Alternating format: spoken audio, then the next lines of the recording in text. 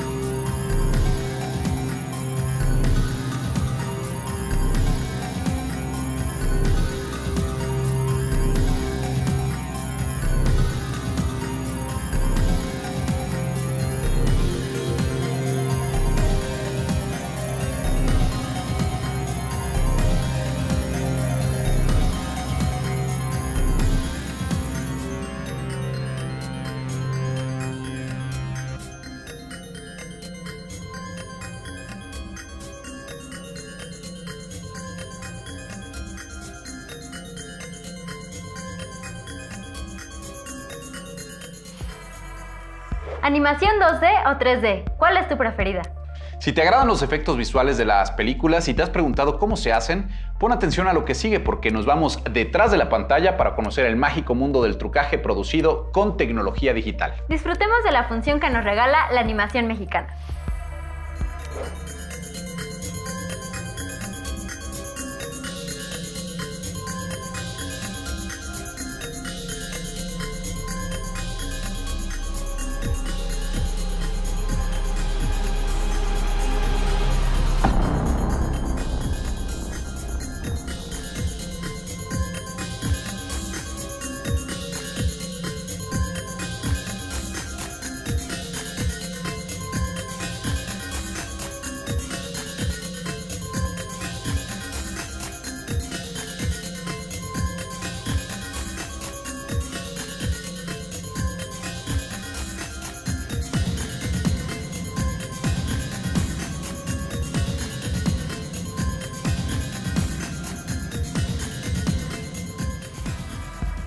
Las imágenes que estamos apreciando forman parte del meticuloso trabajo de efectos visuales que realiza Fernando Campos y su equipo de animadores. Fernando es un experto diseñador de efectos visuales. Conozcamos acerca de la experiencia profesional de nuestro invitado especial. Es director de cine, artista matte painting y supervisor de efectos visuales. Cuenta con más de 14 años de experiencia en la industria de los efectos visuales y con una formación como Digital Matte Artist. Ha formado parte de diversos proyectos nacionales e internacionales de cine, televisión, videojuegos, realidad virtual y realidad aumentada. Es cofundador y director de Dark Frame Render y Farm Studios. Ha obtenido varios reconocimientos como ganador por los mejores efectos en tercera dimensión en los premios Lumiere Awards del 2018, por el documental Volcanes, los fuegos de la creación, para pantalla IMAX. En el 2019 obtuvo reconocimiento por el documental Silver Remy, en la edición número 52 del Festival Anual de Cortometraje de Houston. Por el documental Esfera de Vida ha ganado cerca de 11 premios a nivel internacional y el premio por mejores efectos visuales en el Festival Pantalla de Cristal 2018, entre otros, por el documental Ponzoña. Bienvenido, Fernando Campos. Nos gustaría hacerte algunas preguntas. Fernando, muchas gracias por tu tiempo. Al contrario, un gusto y muchas gracias por invitarme al programa. Oye, pues empezamos de lleno ya con estas preguntas. Para empezar, yo quiero preguntarte, ¿cuáles han sido tus motivaciones para dedicarte a la animación y cómo estas motivaciones están vinculadas a la tecnología digital? Pues, como dice James Cameron, yo crecí con una dieta rigurosa de ciencia ficción, ¿no? Y me recuerdo desde pequeño viendo Star Wars en la televisión, ¿no? En esas épocas, pues no... Tenías que esperar a que salieran en los canales, ¿no? No era como ahora que puedes ver cualquier película en el momento que quieras. Entonces, pues yo creo que eso fue lo que más lo que hizo una mayor influencia en mi desarrollo profesional, ¿no? Me imaginaba cómo hacían estos mundos. De hecho, recuerdo preguntarle a mi papá dónde grababan eso, ¿no? Y él me decía, no, pues no existen, ¿no? Pero, pues para mí eran como mágicos, ¿no? Y crecí con títulos como Star Wars, Aliens, Volver al Futuro, 2001 Odisea. Mi papá es baby boomer, entonces también influyó mucho en mí en películas de culto, ¿no? Y pues conforme fui creciendo, literal, todo esto siempre lo tuve en mi mente, ¿no? Y cuando empecé a tener acceso a información, empecé a entender que había artistas que creaban estos universos, ¿no? Estos mundos. Claro. Oye, ¿y cómo conviertes una idea en una realidad animada? ¿Cuáles son tus referentes? Pues justo toda esta influencia de los mundos imposibles me atrajo mucho, ¿no? Entonces, por ejemplo, a mí me apasiona mucho toda la temática acerca del planeta Marte, ¿no? Este vecino que tenemos ahí que puede ser incluso un bote salvavidas, ¿no? En algún momento. Entonces siempre he imaginado el cómo sería colonizar otro planeta, cómo se vería un planeta que no existe, ¿no? Y pues eso obviamente viene mucho desde la influencia de lo que yo veía en la televisión, ¿no? En las películas, en las series, y actualmente lo sigo teniendo, ¿no? Sigo viendo contenido de todo tipo, incluso veo mucho contenido de niños, ¿no? Porque también me apasiona mucho ver cómo hay artistas que imaginan estos mundos tanto para documentales o para ciencia tal cual, ¿no? Para enseñar como para divertir, ¿no? Entonces creo que se me hace muy atractivo y creo que es lo que ha hecho que yo me dedique a lo que hago actualmente. Ok. Oye, ¿cuáles fueron tus primeros ejercicios? Platicamos previo contigo y nos dices que tienes una preparación de ingeniería, más que de diseño gráfico. ¿Cuáles fueron tus primeros ejercicios y los acercamientos que tuviste a la animación digital? Pues, mira, yo estudié ingeniería en sistemas, ingeniería mecánica.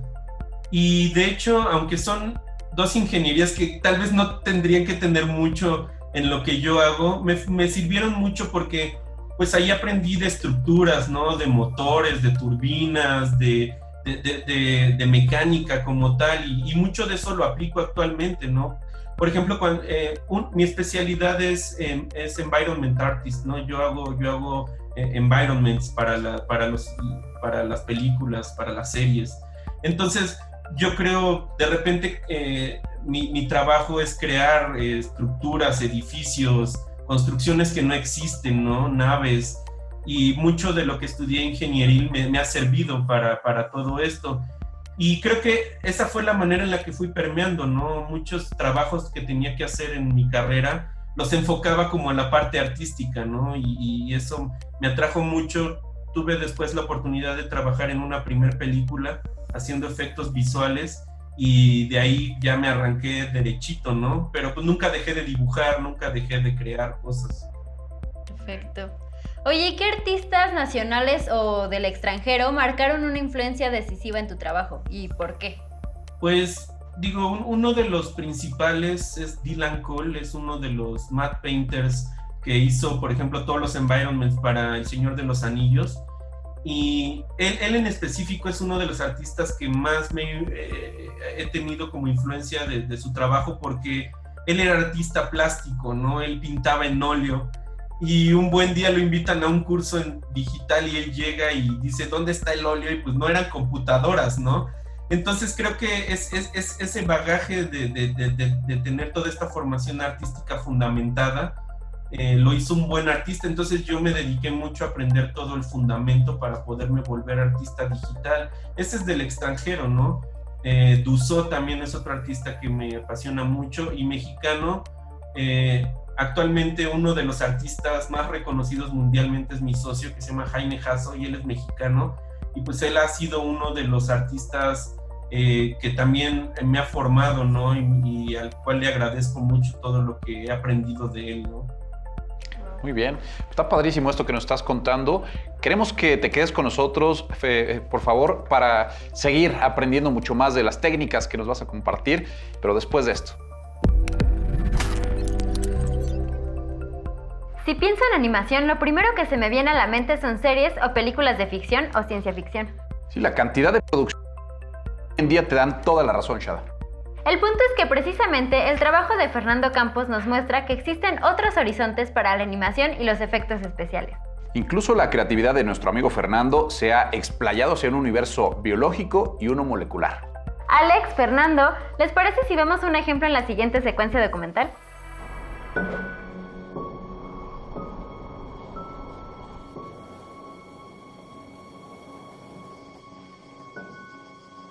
El alacrán es un animal que tiene una historia muy longeva. Existe aquí sobre la superficie de la Tierra cerca de 450 millones de años. Es un artrópodo. Se clasifica dentro de los arácnidos. Pues son animales de 8 patas que tienen unas tenazas y una cola que termina en un aguijón, en el cual tienen un reservorio de veneno.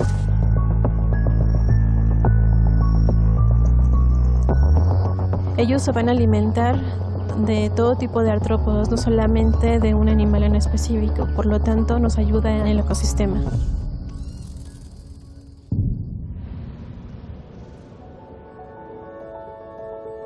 Y para que tengan una idea, en el mundo hay cerca de 2.100, 2.200 especies reconocidas y registradas.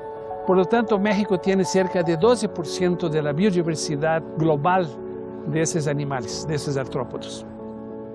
En el Estado de México hay muchísimas, de hecho hay 18 especies diferentes. Reportados hay por lo menos 281 especies, pero nosotros sabemos del trabajo que se está desarrollando en este momento en el laboratorio que hay por lo menos otras 15 o 20 especies que no fueron descritas.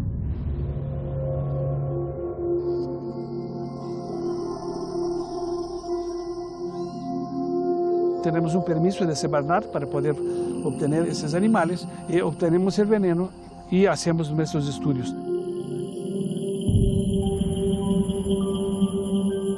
Cada año ocurren aproximadamente 300,000 accidentes por picadura de estos animales. La gente que es picada pues desarrolla una sintomatología que eventualmente puede llevarlos hasta la muerte. Estas toxinas van dirigidas específicamente a canales iónicos que nosotros tenemos en nuestra célula. El veneno no es otra cosa que un verdadero arsenal de componentes biológicos que tiene actividades farmacológicas las más diversas. Ciertos componentes tienen una actividad como antimicrobianos, otras tienen actividad a nivel inmunogénico, entonces pueden utilizarse para algún medicamento mucho más adelante. Información digital. Diseñar efectos visuales implica mucho trabajo de investigación, cantidades abundantes de información y tecnología especializada. Se genera un entorno de Big Data nutrido tanto por creadores como consumidores de los contenidos.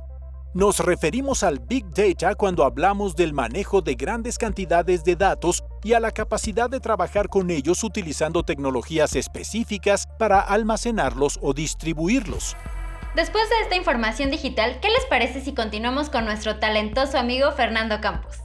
Fernando, oye, para el caso de la creación de efectos visuales, ¿cómo organizan el trabajo y qué criterios establecen para manipular los datos y también las formas y contenidos? Pues usamos, existen softwares actualmente enfocados 100% en ayudarte a llevar como la administración de todo el contenido, ¿no? De todo lo que te pasan a ti como material para después trabajarlo y regresarlo ya con los efectos visuales, ¿no? Hay muchos softwares, sin embargo, creo que nosotros tenemos como métodos, como artistas, que también aplicamos totalmente de manera tanto en el flujo de trabajo como artísticamente, ¿no? Entonces, la mayoría de los artistas que trabajan conmigo en el estudio son artistas que están muy formados, ¿no? En su formación artística, ¿no? Y entonces conocen procesos de fundamentación, hacemos mucho research, investigamos mucho acerca de las temáticas. A veces, aunque nos toca hacer solo un shot o una secuencia, leemos todo el guión y entendemos lo que el director quiere que expresemos visualmente, ¿no? Tenemos pláticas con ellos, hacemos reuniones internas en donde hacemos lluvia de ideas y vemos cuál sería el mejor camino para tener un efecto visual resuelto, ¿no? Entonces creo que sería una mezcla entre tecnología y procesos tanto artísticos como de metodología interna. Oye, y en esta labor, ¿qué tan importante es el uso del hardware y del software y por qué? Pues justo ese es un tema bastante interesante y que hablo mucho cuando doy pláticas, y esto es, un artista tiene dos formaciones, ¿no? El 80% de su formación siempre va a ser artística, siempre va a ser fundamentada, y el 20% restante es lo que tú conoces como hardware, como herramientas, ¿no? Todos los efectos visuales los creó realmente Georges Méliès, que era un mago, ¿no? Entonces, nosotros somos como magos de la pantalla. Entonces, yo siempre les digo a los chicos, mientras más trucos tengas en tu chistera, pues más vas a poder mostrar en tu show, ¿no? Entonces, sí tienes que tener una buena fundamentación, pero por otro lado también tienes que tener conocimiento técnico. El conocimiento técnico es qué herramientas usas, puede ser desde un pincel, un lápiz, hasta software para hacer arte digital, ¿no? Entonces, un poco es como esa mezcla, ¿no? De aprendizaje y de formación. Oye, algo que me llama mucho la atención sobre, pues ahora las ventajas que nos permite utilizar las herramientas digitales, la animación en este caso, hace referencia justo al comentario que acabas de hacer sobre Méliès. Lo que nos permite viajar a otros mundos, crear escenarios. Y entre estos escenarios, la ciencia siempre ha estado presente, ¿no? Viajar a otros planetas, viajar a la luna. Platícanos un poco cómo ahora la animación digital es una gran herramienta para explicar a lo mejor conceptos que pueden parecer muy complejos. Sí, totalmente. Mira, es abrumador el simple hecho de pensar que estamos viviendo el futuro de muchos contenidos que de niños vimos, ¿no? En libros, en películas, en series. Muchos autores de novelas como Isaac Asimov, Ballard, Arthur C. Clarke, podría seguir mencionando, dentro de sus historias siempre han mencionado el tema de la ciencia, por eso es ciencia ficción, ¿no? Y por ejemplo, en 2001 Odisea veíamos las iPads, ¿no? Y ahora actualmente ya las tenemos. Ballard hablaba acerca de las redes sociales, cuando ni siquiera existían las computadoras como tal, ¿no? Y ahora es nuestro día a día las redes sociales. Entonces, siento que todo lo que nosotros generamos como contenido que podría sonar un poco a show business, realmente sí está permeando en la parte de la ciencia, ¿no? Y no solamente en ese sentido, sino, por ejemplo, actualmente vemos documentales de dinosaurios, vemos documentales, como bien comentaste, de temas que son a veces muy complejos para explicarlos en un texto, ¿no? Y pues una imagen siempre va a hablar más que que las palabras, ¿no? Entonces, en ese sentido, es una herramienta muy poderosa para transmitir conceptos complicados, ¿no? O predecir incluso cosas hacia el futuro. Claro, sí, totalmente. Oye, el mundo de la animación y los efectos visuales es muy atractivo visualmente, en particular para los jóvenes. Háblanos del valor de este tipo de contenidos para la ciencia y la educación, un poquito más a profundidad. Pues sí, es un poco lo que comentábamos, ¿no? Por ejemplo, comentábamos acerca de que muchos documentales actualmente tienen como ese corte antiguo, ¿no? En donde te hablaban, sí, de los dinosaurios y todo esto, pero el corte que tenían era como más educativo, ¿no? Actualmente justo nosotros estamos trabajando en cambiar un poco también, por ejemplo, ese tipo de esquemas hacia las nuevas generaciones. Y por ejemplo, si vas a hablar de dinosaurios, hablar visualmente en un lenguaje más hollywoodense, ¿no? Y tener tomas más Jurassic Park, cosas de ese tipo, ¿no? Porque es una forma de también atraer a las nuevas generaciones, que aparte las nuevas generaciones tienen acceso a la información rápida, ¿no? Entonces, si no les gusta algo, le cambian, ¿no? Simplemente hacen swipe con su dedo y ya ven otra cosa nueva. Entonces, justo creo que desde Méliès hasta nuestra fecha, ha ido evolucionando visualmente el contenido, ¿no? Y no solamente de manera técnica, sino también intentando como atraer visualmente a las nuevas generaciones, ¿no? Entonces, pues sí, todo esto va a seguir evolucionando. Vienen cosas nuevas, cámaras nuevas, realidad virtual, realidad aumentada. Todas estas nuevas tecnologías pues tienen mucho appeal visual, ¿no? Para las generaciones nuevas y para las generaciones que ya también están permeándose en todo esto, ¿no? Entonces, creo que un poco va por ahí el cómo evoluciona y el cómo estamos creando este contenido de manera visual. ¿Qué ejemplos tienes? ¿Qué has hecho tú, en los que has trabajado tú, que tengan este objetivo de divulgación, Fernando? Pues de divulgación hemos trabajado en diferentes proyectos, ¿no? Hemos hecho, como comenté, desde documentales hasta, por ejemplo, hemos trabajado en aplicaciones de realidad virtual.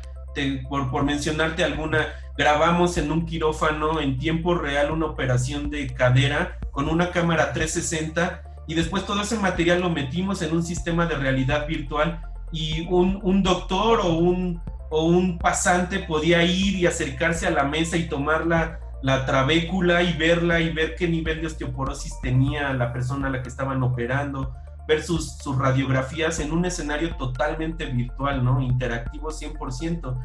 Entonces, creo que, por ejemplo, esas nuevas tecnologías también nos están abriendo la oportunidad de mostrar contenido en ese sentido, ¿no? Y también lo tradicional, ¿no? Hemos trabajado en muchos documentales de dinosaurios, de animales, pues digo, he hecho videojuegos para plataforma. Oye, Fernando, ¿y nos podrías platicar un poquito de cómo es esto que haces del matte painting? Sí, claro, pues el matte painting es una de las técnicas, de hecho, más fuertes dentro de la industria de los efectos visuales, ¿no?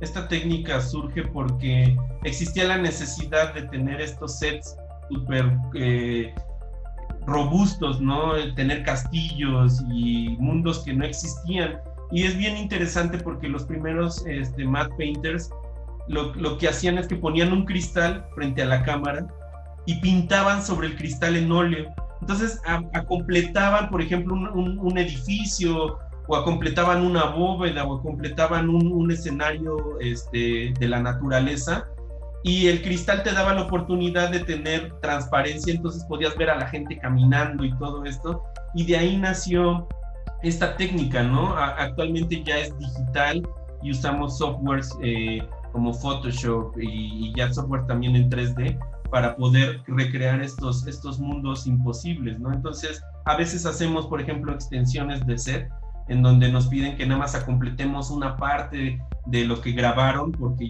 ahí ya no había edificios o quieren completar algo más. A veces hay que crear todo el mundo, ¿no? Como por ejemplo en Avengers, en películas de ese tipo, en donde ves otros planetas que no existen, ¿no? Y literal graban todo contra un green screen y nosotros creamos todo este universo, todo este mundo que no existe. Entonces es una técnica muy bonita porque es muy similar a pintar en un óleo, ¿no? Literal, es como crear paisajes, crear escenarios, y es bastante completa y muy divertida, ¿no? Sí, claro, me imagino. Y yo creo que también para las cuestiones de historia, ¿no? Puede ser bastante útil si queremos recrear cómo eran las condiciones hace cientos o miles de años. Exacto, sí, he trabajado en proyectos de época que me gustan mucho, en donde pues justo, ¿no? Recreamos lugares. Por ejemplo, en un proyecto recreamos un lugar que se llama Angkor Wat, que es un templo budista, ¿no? Que estaba en la jungla y ya no existe porque ya está destruido, y más bien nosotros lo reconstruimos en cómo se veía en su época, y otras películas también de época de nuestro país o de otros lugares, y es bastante interesante, ¿no? Es muy bonito esa especialidad. Sí, claro, qué padre, ¿no? Tener la oportunidad de crear cosas que pues ya no existen. Sí, no, o sea, y sobre todo dejar volar tu imaginación para crear otras que, pues no es que no hayan existido en el pasado, sino que solamente están en tu cabeza, Fernando, claro, y que traerlas, nunca van a existir. Y traerlas justo a la pantalla. Yo creo que esa es una gran ventaja que nos permiten estas herramientas digitales. Pues, Fernando, te agradezco muchísimo el tiempo, te agradecemos muchísimo este tiempo de charla. Shada, ¿quieres comentarle algo? No, pues está increíble tu trabajo, ya yo soy fan. Muchísimas gracias por todo lo que nos has contado. No, al contrario, gracias por invitarme a ustedes y un gusto colaborar en su cápsula. Fernando Campos, gracias por esta entrevista. Gracias. Vamos hacia la última parte de nuestro programa y aquí queremos que pongas la mayor atención posible. Fernando, por favor, compártenos una lección tutorial de cómo es el proceso de retoque Matte Painting. Queremos verte en acción. Tutorial. Proceso de retoque Matte Painting. Este es un Matte Painting para un videojuego de PlayStation 4. Este environment, pues bueno, se trabajó primero en un software como Photoshop, en donde se dispusieron todos los elementos, se trabajaron cada uno de ellos de manera individual. Después de esto, lo que se hace es que se manda un programa 3D en donde se hacen geometrías básicas en 3D, que es lo que vemos ahorita, y posteriormente a eso se proyecta lo que se hizo en Photoshop. Lo mismo con es la misma técnica, y lo que es que se ponen todos los elementos en diferentes planos para obtener paralaje entre ellos. Aquí hay otro que también es del mismo proyecto, que también está terminado. Por ejemplo, también es una visualización de Marte. Tiene partículas 3D también que están saliendo de ahí, como de este cráter. Este otro es otro ejemplo de Matte Painting, en donde tenemos diferentes elementos dispuestos uno detrás del otro. Todo esto se pinta a mano, como se ve aquí. Después se acomoda cada uno de los elementos, se le da un poco de corrección, se hace la separación entre ellos y se anima. Estos son algunos de los procesos que utilizamos para esta técnica de Matte Painting digital. Agradecemos a Fernando Campos por revestir con espectaculares efectos visuales a los saberes digitales.